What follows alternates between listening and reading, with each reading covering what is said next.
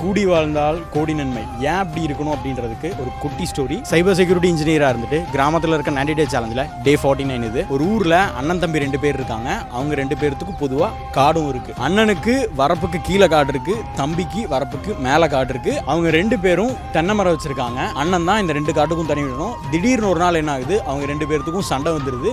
அண்ணன் வந்து தண்ணி விட மாட்டேன் அப்படின்னு சொல்லிடுறாரு தம்பிக்கு. அதுக்கப்புறம் அவரோட காட்டுக்கு மட்டும் அவர் தண்ணி விட்டுக்கிறாரு. அவரோட காட்டுக்கு தண்ணி விடுறதுனாலயே தம்பியோட தென்னை மரமும் நல்லா வளருது. என்னடா இவனோட தென்னை மரமும் வளருது அப்படின்னு சொல்லிட்டு அவரோட தென்னை மரத்துக்கே தண்ணி விடாம போயிட்டாரு. தண்ணி விடாதனால அதுவும் வளராம போச்சு, இதுவும் வளராம போச்சு. கடைசியில எல்லாம் வீணா போச்சு.